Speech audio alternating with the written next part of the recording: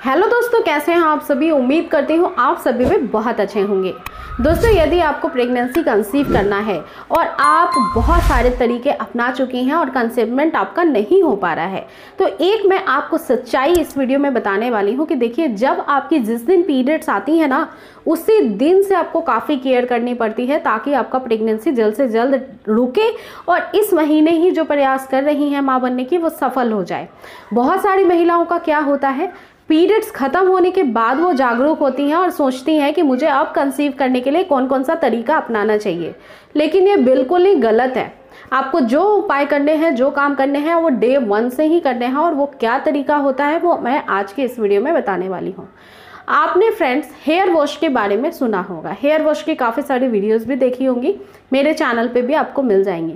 लेकिन exactly periods में जितनी केयर आपके बालों की, आपके बाल के धोने की प्रोसेस की होनी चाहिए, वही एक महत्वपूर्ण जरिया होता है जो एक की क्वालिटी को अच्छा या खराब करने के लिए कई बार जिम्मेदार हो जाता है, और जिसकी वजह से ओवुलेशन फेज हो या पीरियड्स के बाद हो, ट्राई तो करती हैं, संबंध बनाती है, लेकिन सक्सेसफुली कंसीव नहीं हो पाता है। आपको मैं एक बहुत साइंटिफिक तरीका बताती हूँ और साइंटिफिक रीज़न भी समझाती हूँ, और जो पर्सनली मेरे साथ भी होता है कई बार। अगर मान लीजिए कि आपके पीरियड्स का एक्सपेक्टिंग डेट है, उसके आपने 24 घंटे 48 घंटे पहले बाल धो लिया है, तो भले ही 2 दिन बाद आने वाली पीरियड्स भी उसी दिन इमिडिएटली इवनिंग तक या कल मॉर्निंग तक तो स्टार्ट हो ही जाती है। पता है इसका क्या कारण होता है? इसका कारण होता है आपका यूट्रस में संकुचन का बढ़ना। जैसे ही वो संकुचित होता है वैसे ही वो पीरियड्स को बाहर करने लगता है, फ्लो को।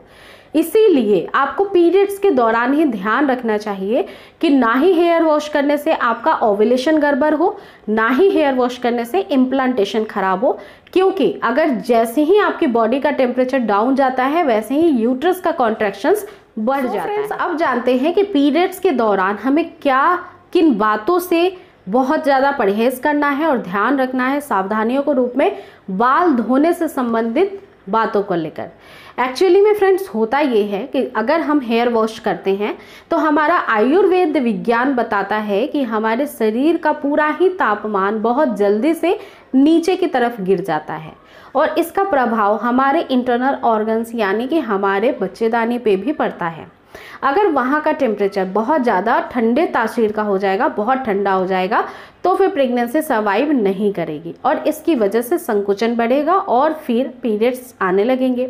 तो फ्रेंड्स, ऐसे कंडीशन में इम्प्लांटेशन सपोर्ट करने के लिए मान लीजिए कि आपको प्रेगनेंसी कंसीव करने का प्लान कर रही हैं, तो पीरियड्स के दौरान लगभग 2 से 3 दिनों तक हेयर वॉश नहीं करना चाहिए, क्योंकि फ्रेंड्स पीरियड्स के दौरान हमारे शरीर का पूरा कचरा, स्पेशली हमारे जो गर्भाशय का है, वो बाहर जाता है। और इन कचरों में क्या होता है, कुछ सेल होते हैं, कुछ टिश्यू होते हैं। साथ ही साथ फ्रेंड्स, हर महीने गर्भधारण की प्रक्रिया को सफल बनाने के लिए गर्भाशय के अंदर एक दीवार बनती है जिसको एंडोमेट्रियम कहते हैं। वो दीवार भी हर महीने खराब होती है अगर आपका एक सक्सेसफुली उसमें जाता नहीं है और चिपकता नहीं है, यानी आरोपण नहीं होता है। तो अगर एक भी छोटा सा भी पार्टिकल आपके यूट्रस के अंदर रह जाता है तो कई बार ऐसा होता है कि यूट्रस की धुलाई और सफाई करवानी पड़ती है, ठीक है, डीएनसी होता है। लेकिन फ्रेंड्स, ये कचरा जो है वो पीरियड्स के दौरान प्राकृतिक रूप से बाहर जाता है। अब इस समय आपके शरीर का तापमान एक नॉर्मल प्राकृतिक रूप से सेट रहता है, न ज़्यादा गर्म न ज़्यादा ठंडा, जितना चाहिए उतना अपने आप ही बॉडी एडजस्ट करती है। लेकिन हम उस चीज़ को, उस प्रक्रिया को अगर डिस्टर्ब कर देते हैं तो वो कचरा हमारे शरीर के अंदर ही रह सकता है। कई बार वो गुठलियों के शक्ल में बड़े बड़े क्लॉट्स के रूप में बाहर आने लगता है।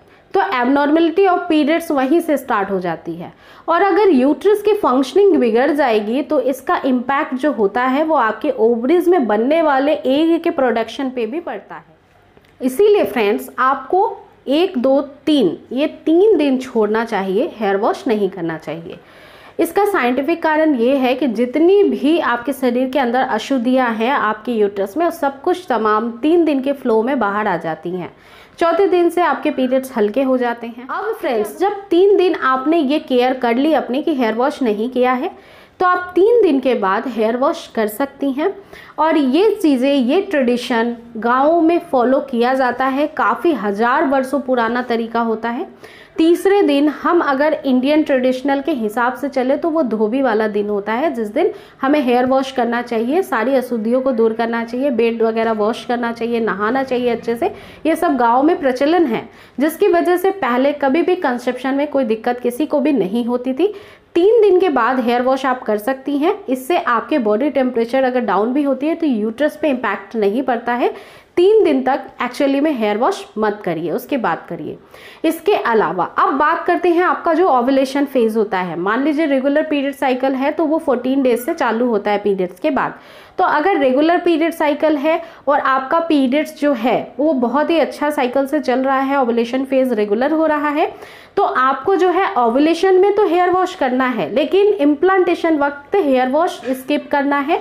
और वो पीरियड्स से 2 केयर आपको जरूर करनी चाहिए। इसके बाद भी हेयर वॉश ट्रिक के काफ़ी सारे वीडियोस मेरे वीडियो के प्ले लिस्ट में आपको चैनल पे मिल जाएंगे, जिनको वॉच करके आप सीख सकते हैं। और कोई आपकी क्वेरी है तो आप मुझे मेल सेंड कर सकते हैं और इसके बिहाफ में आप मैसेजेस भी कमेंट सेक्शन में लिख सकते हैं। साथ ही साथ आप मुझे अदर सोशल मीडिया प्लेटफॉर्म पे भी फॉलो कर सकते हैं, जैसे कि इंस्टाग्राम और फेसबुक पेज। तो मिलती हूँ फिर नेक्स्ट वीडियो में जल्दी एक नई टॉपिक के साथ। आप अपना पूरा ध्यान रखिए। Take care guys, thanks for watching.